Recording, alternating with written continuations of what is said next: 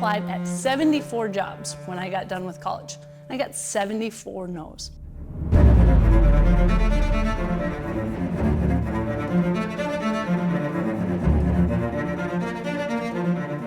Not one person was interested in hiring me. And I thought, what am I gonna do? So I picked out the #1 place I wanted to work. It was the North American Hunting Club. Called them up and I said, I know you didn't want to hire me, but what if I come and work for free? And there's one thing I learned, nobody turns down free labor. So they said, yeah, absolutely. When can you start? I said, tomorrow. They said, well, what can you do? I said, well, I can edit, I can shoot, I can sweep your floors, I can log tapes, whatever you need. So I started working there full time. I had a full-time job there. I drove 150 miles a day. And when I say job, I mean an unpaid internship. Nobody paid me, and I actually waitressed at night and then worked there all day for free. And I did that for 4 months just to get my foot in the door. After 4 months, they ended up hiring me for that original producer job that I actually applied for.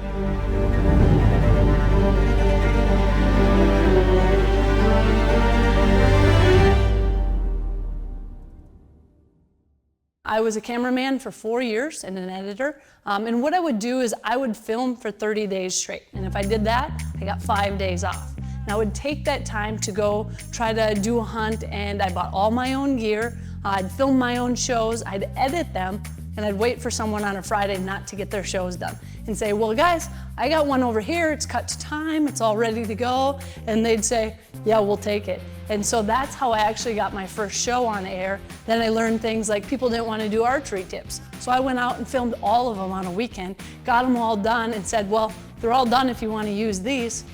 Again, people never turned down free labor. So what I did is I kind of injected myself into it. Then all of a sudden a few sponsors started noticing and said, what about that Melissa girl? And they said, she's just a cameraman, don't worry about her. And I was able to get started, and then I actually started my own company, built a production company, and I didn't have anyone to fund this, right? It was completely me doing it from scratch. So I did every single position, from cameraman to editor to sales, you name it, I did it, and I built the show. And when I signed on for my airtime, I put my house up for it as collateral in case I couldn't pay the bills. And it's really putting your neck out on the line to make it happen. I mean, I had nobody funding me. There were times that I thought, I don't know what's gonna happen, but me and Pork Chop, we're gonna make it one way or another. And I think that's what it really mattered. You know, it's that dedication, that determination. And what set me apart from everybody else, it's not necessarily that I'm any better hunter. I grew up in Minnesota. I love to hunt, but nobody was gonna outwork me.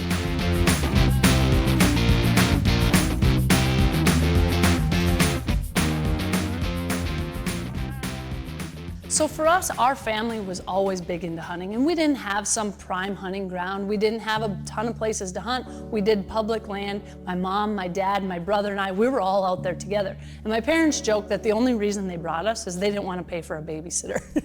So that's fine. We went out there, we would duck hunt together, we'd pheasant hunt, we'd deer hunt. We would have that time together as a family, and my dad worked construction. In the winter, his job was to take care of my brother and I. So he'd put us in a sled and take us coyote hunting, and he'd be snowshoeing, sneaking up on coyotes. My brother and I are riding in back with the coyotes he already shot. So, you know, to me, it was really about a lifestyle. It was that bond of all of us growing up, doing that together, spending that time together on the weekends, and then learning how to process the animals, cooking them, canning them, freezing, doing all those different pieces. And it really just, it made me love hunting so much. And in Minnesota, I couldn't physically hunt till I was 12. They had the rules that you had to be 12. So leading up to that 12th birthday, I don't think there was anything I could have possibly been more excited about. I mean, I could barely sleep the night before. I had all these little maps drawn out as to, you know, where we should hunt first. And I'm sure my dad thought, what are we doing here? Like, she's crazy. But I loved it so much. And even in high school, my mom and dad signed with the school a work permit, so I didn't have to go to school for the first two hours my senior year. I got to go bow hunting every morning, and then if I got a deer, I just had to be at school by noon. And it just kind of shows that love for hunting. You know, I had nobody there with me, and that's really why the hunting show started. It had nothing to do with ever wanting to be on camera. My goal was to hunt every single day.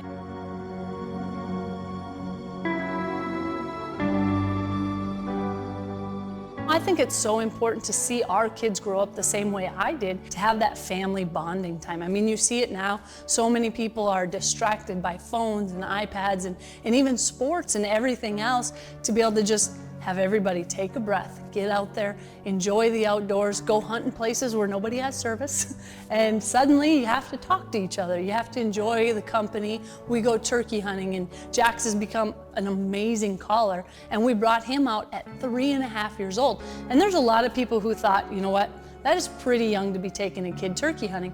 But what we've done is we've brought him there. When he was not only 9 months old, he was out turkey hunting with us every year. That was already, he had been there so many times, he was ready for it. And to go out there and to do that together as a family, truly the best bonding experience I've ever been a part of. To see Ben, sitting behind him and their faces after he shot that turkey, it was the best hunt I've ever done.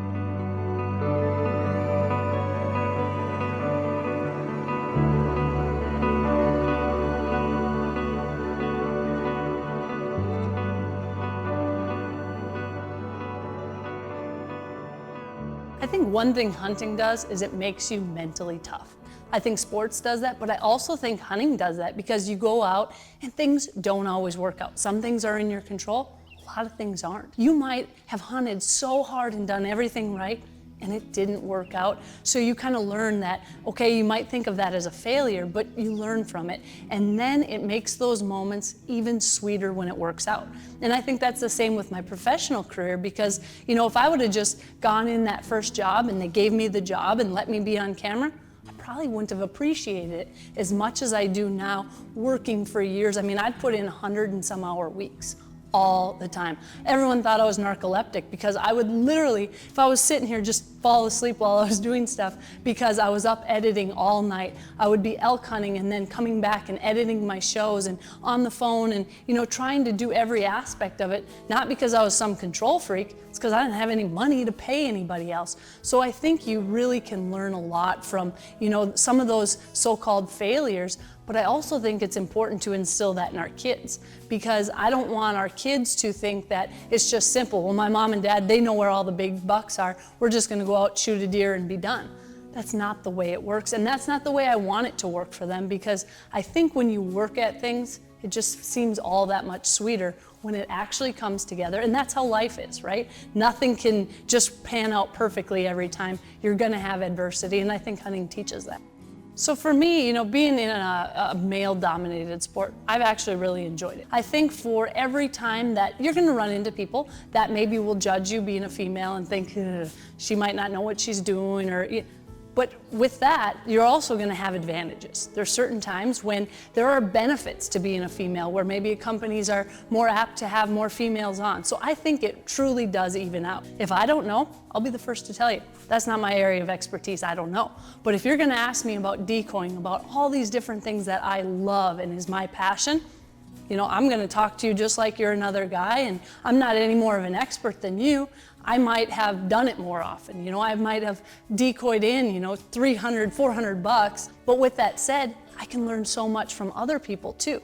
And I'm always interested in learning from people, because when you hunt in new places, I go to these shows all over, I'm doing seminars, I'm explaining what works for me. I'm showing video footage to back it up. So I'm not just up there telling someone, I'm showing them, but then I want to hear everybody else's feedback, because that's the way to learn. I think we're just super fortunate to be females in this industry and to be able to get young girls started, because I want them to think this is the norm. I grew up, my mom hunted, my grandma hunted. I actually took my grandma on a hunt when she was 79 years old, and to see 3 generations of hunters, in my mind, it was just normal for women to hunt. So my job, I feel, is to make young girls, to make other women who maybe hadn't always done it, feel like this is a community for them. So what I like to do is tell people that everyone's on different levels. But I also try to remind people is you don't have to be super hardcore to get into this. There are certain people that maybe just like to go out with their husband or their boyfriend, and maybe they don't even want to hunt yet.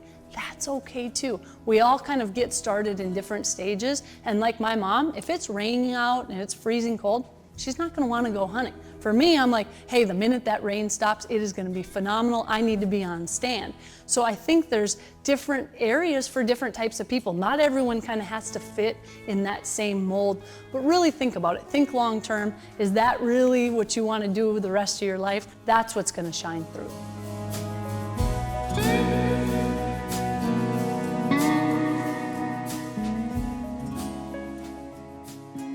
Where we live right now in South Dakota, I absolutely love it. We have almost every type of game you could imagine. You go an hour west, we have elk, we have mule deer, we have whitetails, we have turkeys, we have so many different things. But really why I came here is I had done a hunt years ago, and I got checked by the game warden, and it happened to be my husband. And I got to meet him in the field, and years went by, we became good friends, we turkey hunted together, and now, you know, we're married, we have a family. It's the best place I've ever known to live. And what I like about it is it's almost like going back in time, like 20 years. Things are very different here. We're in a very small town. It takes me 2.5 hours to get to any closest airport. And I like that. But the people, the best you could find. The beauty of the whole landscape. I mean, we have everything from plains to deep canyons to rock cliffs. We have so many things all in one spot. And you know, I'm a South Dakota girl through and through now, and this is where I call home, and I'll never leave it. And I do joke that if I did win the lottery, I might not travel very much. I might stay right here and do all my hunting because we have so many options right here, and it's absolutely beautiful. Well, I think, you know, as a person, when this is what you love and that passion and all that authenticity is there, you want to be around people that emulate the same values and things that you have. So for our kids, maybe not all of our kids want to hunt all the time. No big deal. I will buy them tags. If they want to go, great. If you don't, not a problem. I never want someone doing something they don't really want to be doing. And that's the same with sponsors, with, you know, friends, with family, all that. I want everyone to just be on the same page, you know, and I think it's so important to be involved with people that put family, you know, at the top level, and having all that together, and, you know, just being there for each other and loving the outdoors, whether you're a hunter, whether you're a shooter, whatever it may be. I think it's just so important that we're all in it together. We all have those strong values, and you know, we just love being outside and love being together.